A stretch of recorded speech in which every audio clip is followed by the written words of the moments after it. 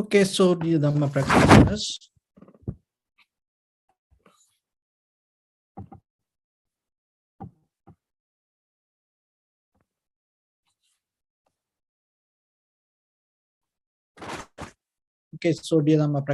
be comfortable yourself and relax your body. Keep your back straight and neck head straight in one line and your right palm on your left. So gently close your eyes and bring your attention to this bell sound. And while you're focusing to the sound, mentally relax your body, relax your mind, and relax your breathing with your thoughts. So do nothing extra. Just follow the sound, please.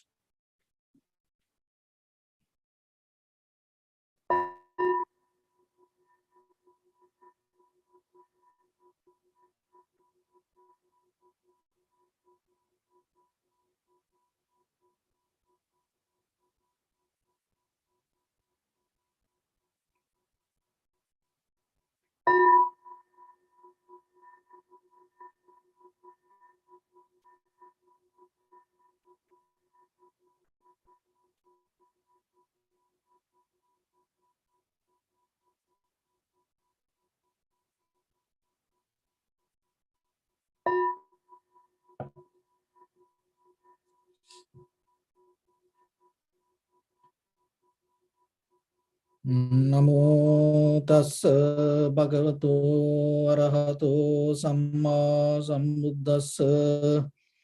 Namo tassa bhagavato arahato samma sambuddhassa.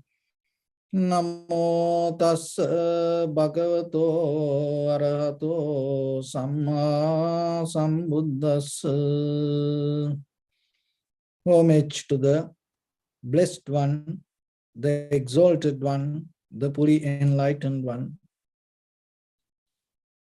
So dear Dhamma practitioners,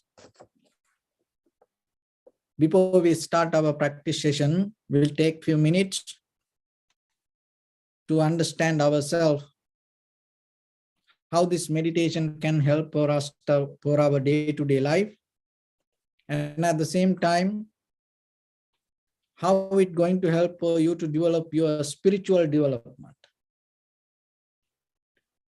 Because when it comes to meditation, there are many methods, there are many interpretations, and there are many kind of techniques that people practice.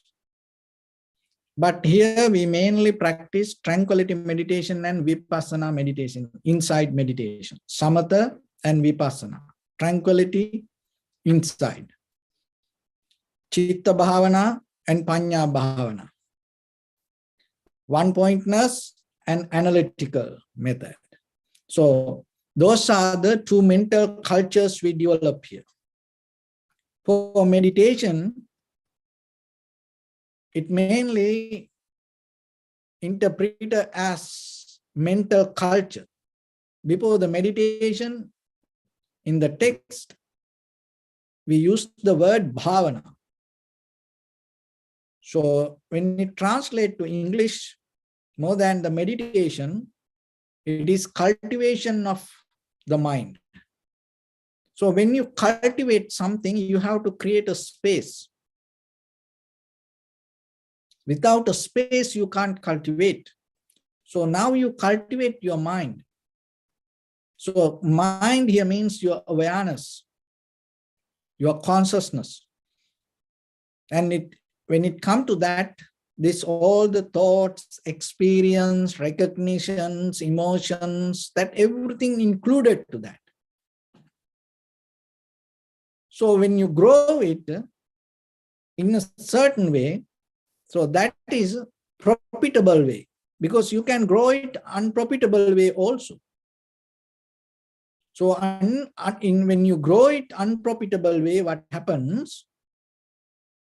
You yourself start to get more distractions and disappointment, and you yourself start to delay things. And you misunderstand things. So that misunderstanding divert your path to unnecessary situations, which that you don't need. So I just imagine in a day-to-day life sometimes. End of the day, we experience, you go here and there and do a lot of things. And then the end of the day, you understand it is worthless. Why I did that? It is useless. And maybe sometimes we get into trouble, unnecessary situations. And sometimes even people go to prison and then they spend their kind of like a 2-3 years, and sometimes some people lifetime. And they understand whatever they interfere with, it is unnecessary. But it is too late. Because when it comes to this human life, we have to understand there are many components that help for us to experience this. It's very expensive. One is the space. That is very expensive. The space that we have. The space we have, this body that carries this space. Look how expensive it is. We don't think about it. Just imagine that from another planet, if they can suck you and put somebody else, they will do that. There are a lot of unseen, that the beings looking for a space. And that space, you've gone through a long process. And even just imagine that we need a certain way, in a kind of like a professional, organic, genuine way to come this journey. Otherwise we can't. So we need a mother. And we have to have a space in the mother's womb. Otherwise we just can't appear. So it's very expensive. And even to get into the mother's womb, in the past lives, you has done a lot of good karma. You sacrifice a lot. And out of that all sacrifice, you got the mother's womb. And how about that, even that you are a human, okay, there are no any mother available for you. Okay, you go to any animal womb. Can you come? No one going to accept you. You can't.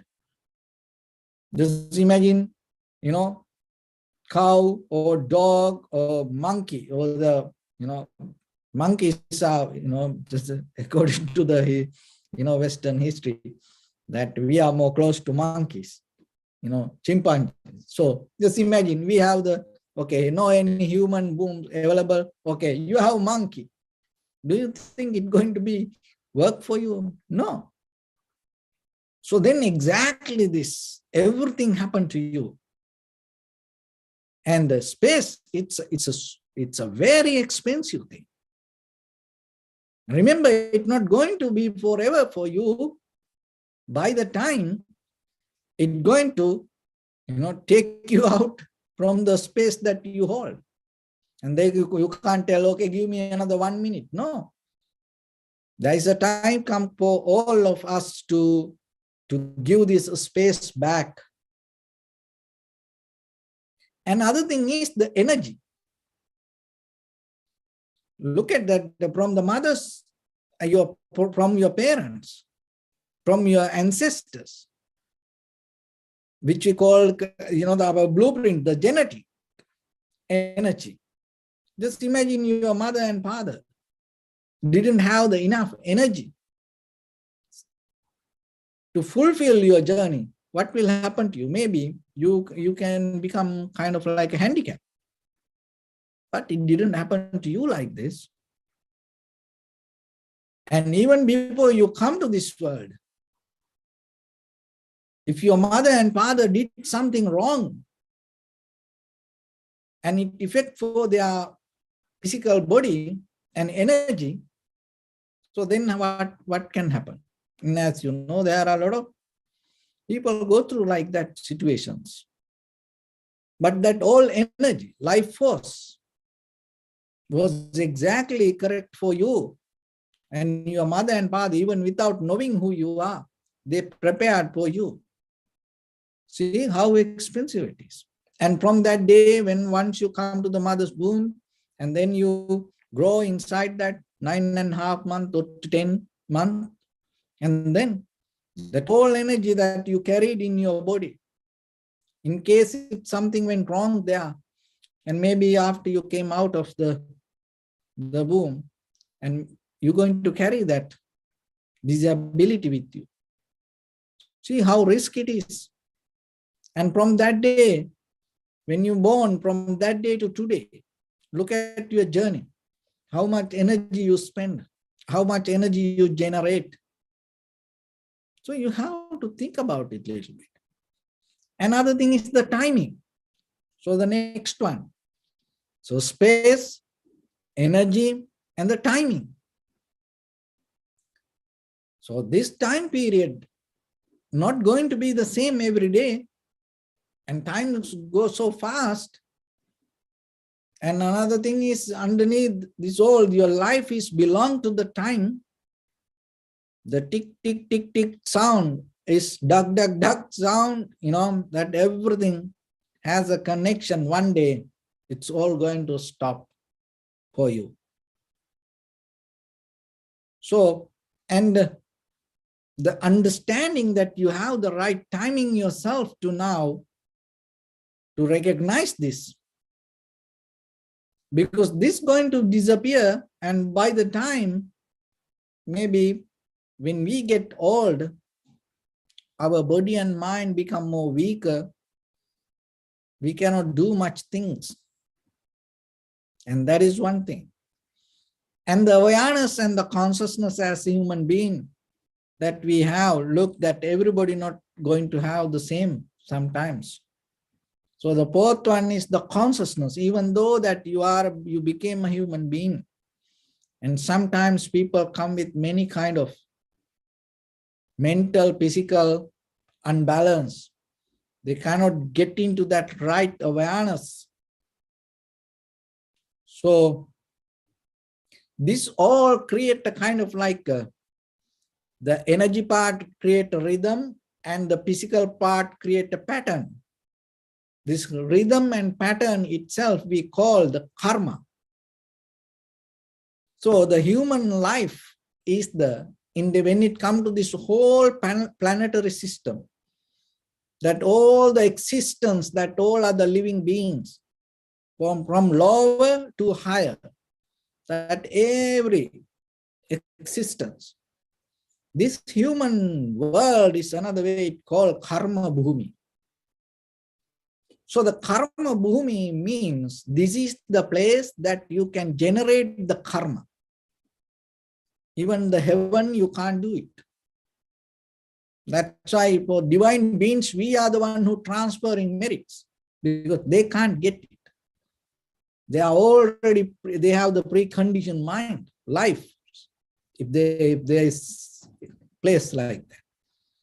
So then you are the one who capable to generate the karma. So generate the karma means bringing actions to develop your bodily, verbally, mentally actions with the certain intention. So in the very first level, there is a way that you have to neutralize all the unnecessary karma. That means from the history, sansaric journey, we bring as our habitual patterns. So remember that this all the space, energy, time, consciousness, this is a kind of like a current. This current come with the rhythm and pattern. And you have certain rhythm in the with the energy, and at the same time, you have a pattern with your bodily, verbally, mentally actions. So sometimes from the previous lives, even from this life, from our history, knowingly or unknowingly, we accumulated a lot of unnecessary habitual patterns with us. and our consciousness and gathered unnecessary informations maybe. It is unprofitable for us. It takes us to unnecessary places, unnecessary experiences.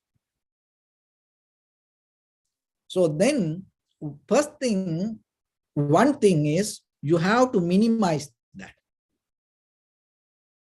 Get out all this unnecessary,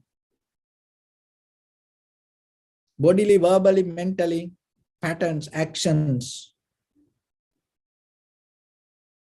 And then you have to develop all the good patterns that you recognize as human being in this type. So this both karma. So the mental action that you develop to get out all the unnecessary habitual patterns also become good karma. And another thing is developing, having the effort to develop that your good, certain kind of profitable skills in you also become good karma. So you can reverse the pattern to other side. So one is that maybe from the samsaric journey, we bring good karma, good patterns. So the karma is another way, if you put it to then causation related to your life. Causality, dependent origination, that's related to your life. How things came to be as you experience today. So then it has a pattern. So if you can make it as an unprofitable way also, how? So maybe you bring all the good karma in this life, maybe you can destroy that. If you don't develop it, even if you don't understand it, maybe you neglect it. So you get out of the good karma, and at the same time you can accumulate some unnecessary, unprofitable skills. So those are the unprofitable way of living. So then you have to minimize that both and activate, uplift that all the profitable side of you. So that is a kind of like you develop a very good background for your spiritual journey, because as human beings, you are the one who can do it. No any other living being can do that. Release that get out all that unnecessary, unprofitable actions and developing all the profitable actions. So once you tune to that, then by the time you develop, and we're not going to maintain it, but when you uplift it, and by the time you are capable to get into the consciousness or the mind work, which we call here the meditation. So in the meditation path, we have to remember in the very first level, when you develop these profitable skills, what happens, how it helps for your meditation. And if you have a lot of unprofitable skills, what will happen? So tranquility meditation is the foundation before we go to the vipassana. Even for the vipassana, you need some mental clarity. So then just bring this both together, and first thing is we have to have a mental clarity. So how this profitable or unprofitable things affect for the mental clarity. If you have too much unprofitable skills, what happens? Your mind going to disturb out of it. So then it becomes unprofitable for you. So that's how it affects for your meditation. When you have too much unprofitable skills, it disturbs your mind. And when you develop the profitable skills, as a result of that, you gain tranquility state or undisturbed mind. So, but still, it doesn't mean you gaining the nibbana or the liberation. It's that all help to have the tranquility state. So then you develop on the top of that clarity, you develop the analytical mind. Thoroughly, deeply, vigorously, you observe your inner experience. So when it comes to that, in tranquility ways, that you become more into how things happening. You recognize it. With your eye, ear, nose, tongue, body, mind, you tuning to the moment, you go with the flow. And when it comes to the vipassana, when you go deeper, you understand how you related to that what happening. In the tranquility meditation, you recognize that how things happening. In the vipassana, you recognize that the experiencer, the you or the self, how it related to what is happening. So that is where you recognize, understand this causation, the connection, and there are a lot of things come together and bring this experience. Once you have this knowledge, what happens? You gain a certain ability, even in the ordinary way you can apply it. It really works. You are capable to experience things without adding more other extra things or the thoughts or mental views to that. So as example, just imagine there is a pain. So that means there is a sensation.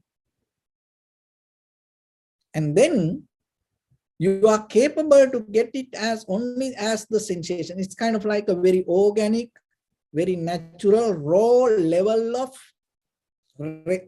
recognition.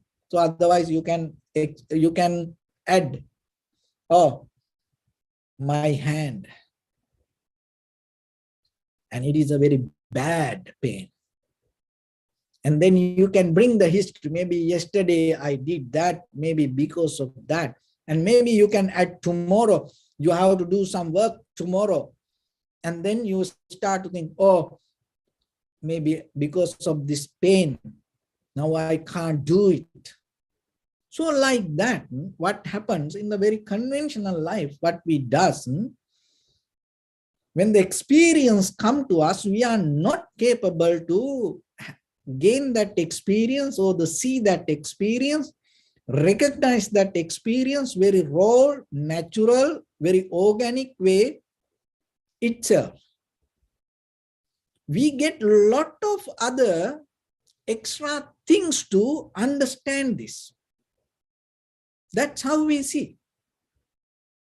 But the meditation, when you develop the tranquility state and when you have the ability to analyze that, what happens?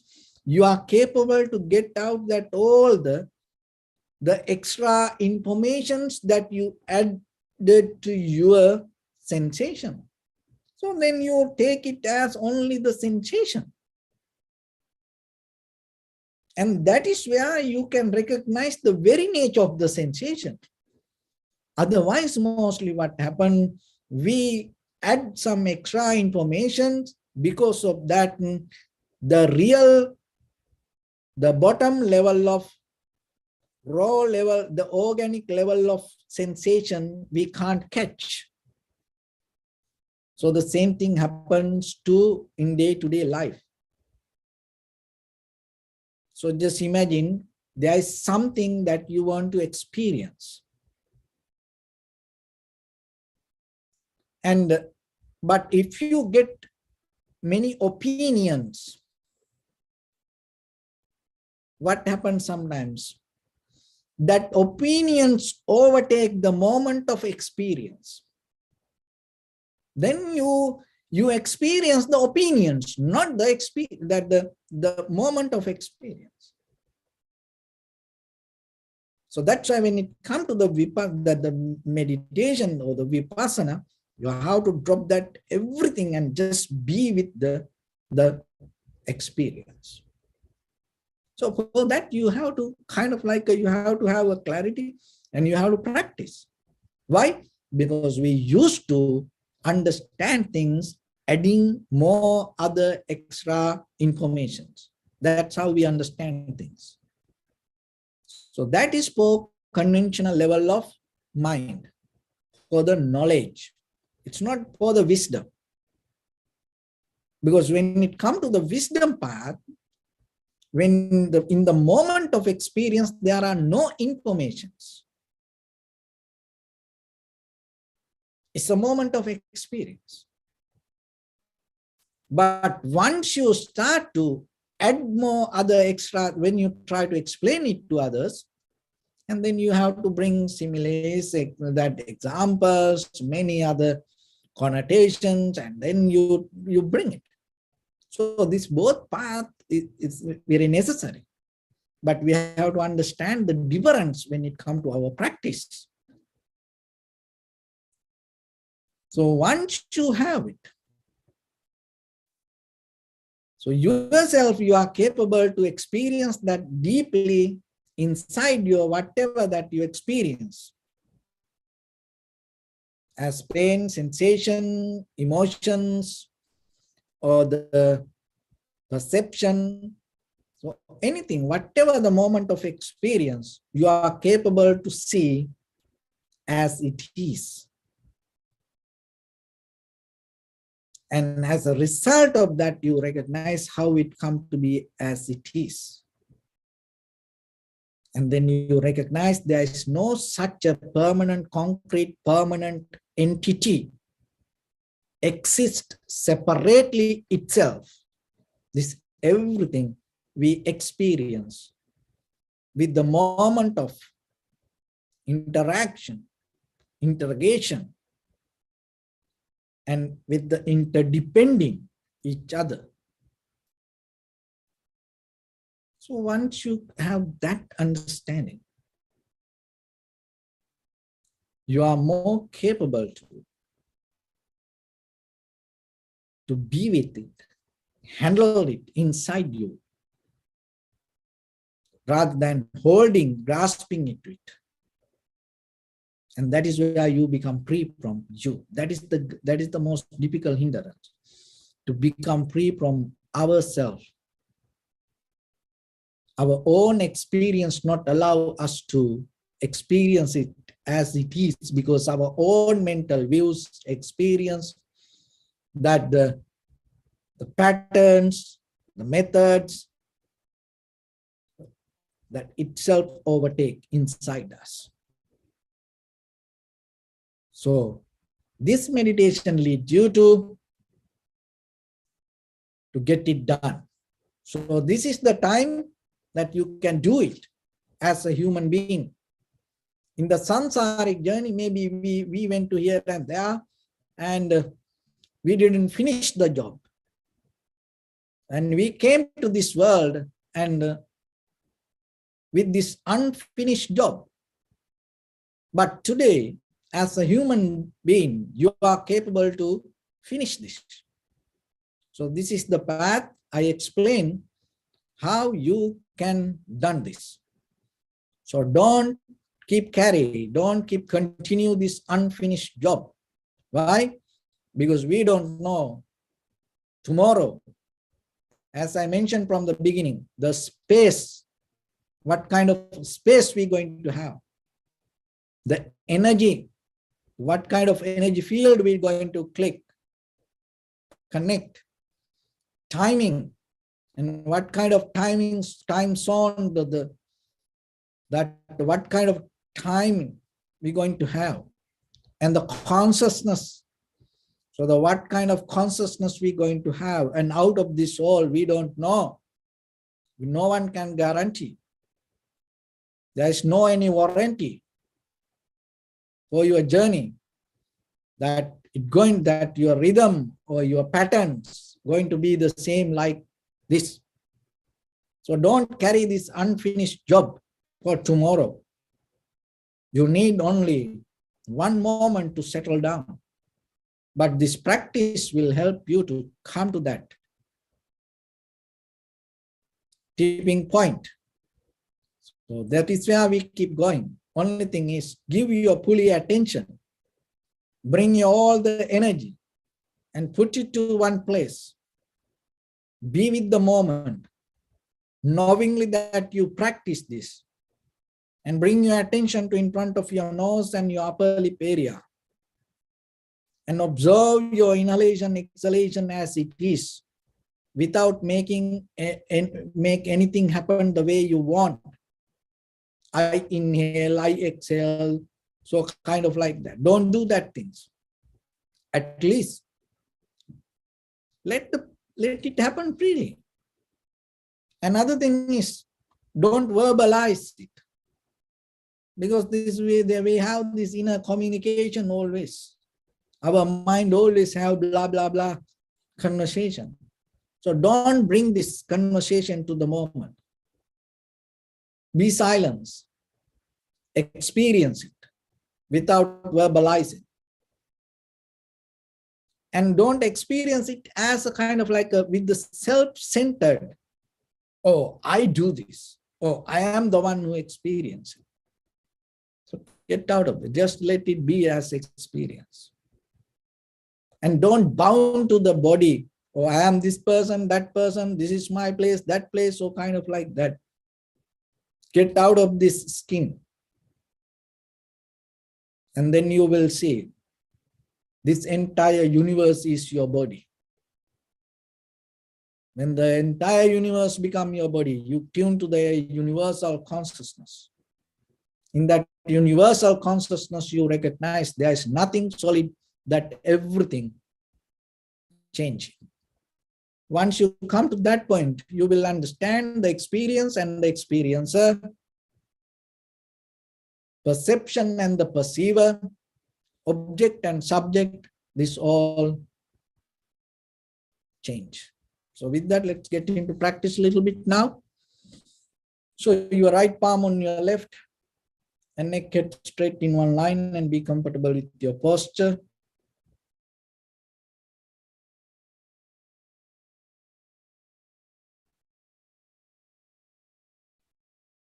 Bring your attention to your body and scan head to toes 3 times yourself. And say Swapatveva, or may I be well and happy 3 times.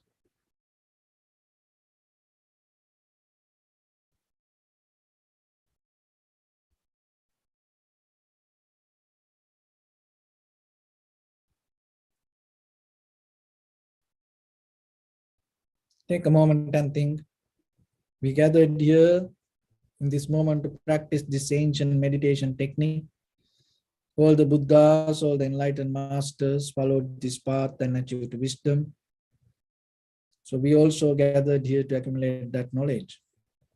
In this moment, with this sitting, may my body become more comfortable, may my breath be more smooth, may no difficulties come to me, may all the success come to me.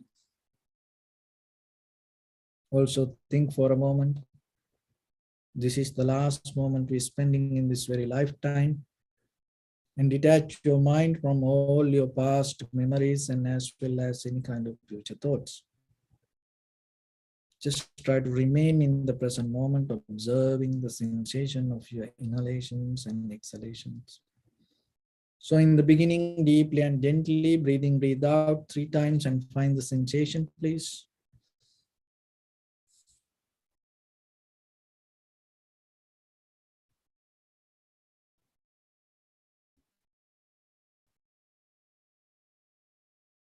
And allow your inhalations, exhalations happen itself.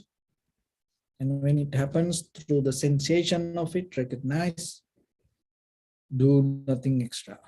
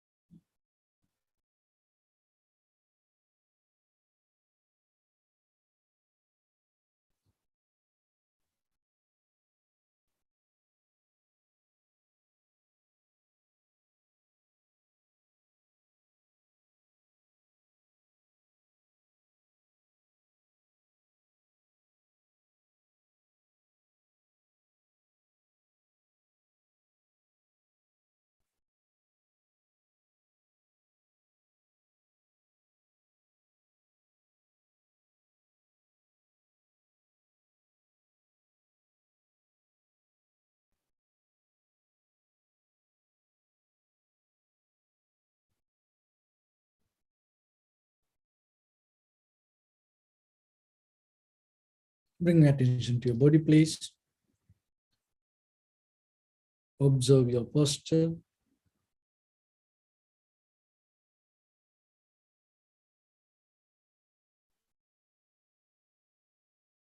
We cultivate loving kindness and compassion in our heart and radiate it as a light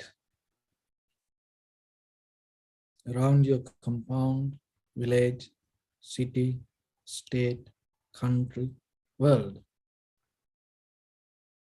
around this universe. Also, as far as you can, through galaxies, other planets, stars.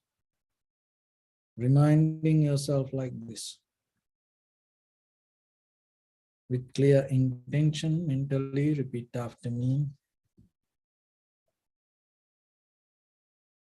May all living beings in this universe be well and happy.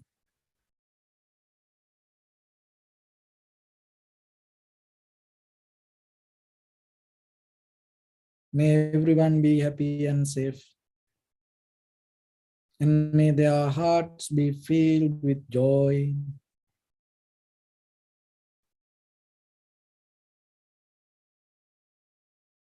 May all living beings live in security and in peace.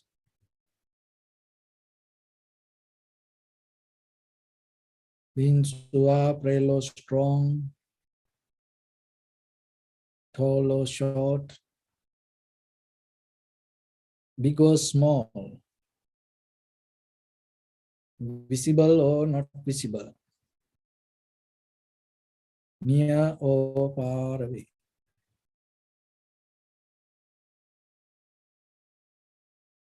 Already born or yet to be born.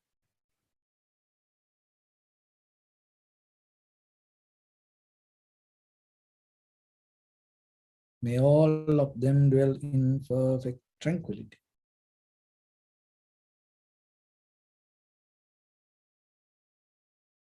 Let no one do harm to anyone. Let no one put the life of anyone in danger. Let no one out of anger or ill will wish anyone any harm.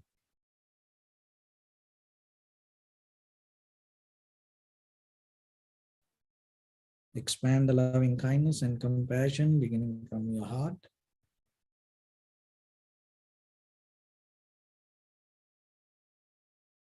Forward.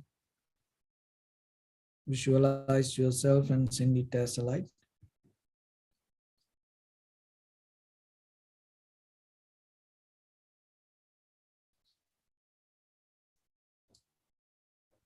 To your backside.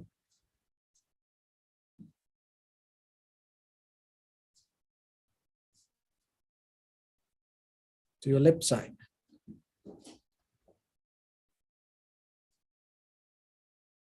And to your right side.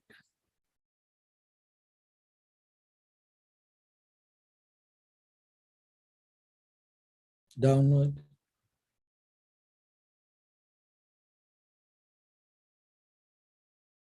And upward.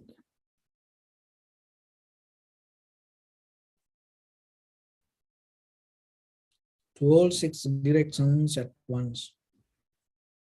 Like the moon, the sun, spread the light, spread the energy, without any condition, without any limitation, without any resistance or without any judgment. Let your heart to shine with the loving kindness and compassion from the bottom of it, with the maximum effort to the highest. Wishing yourself, may all living beings in this universe be well and happy.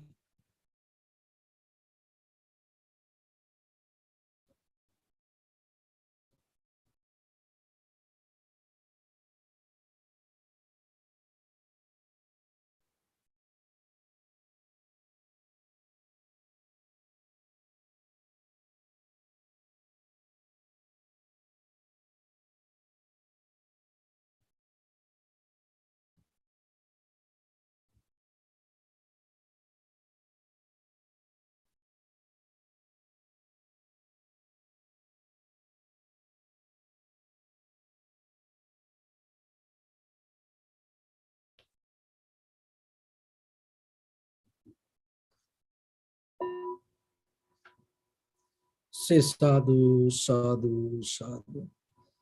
So first of all, we offer this practice to the great qualities of the Buddha, Dhamma and the Sangha.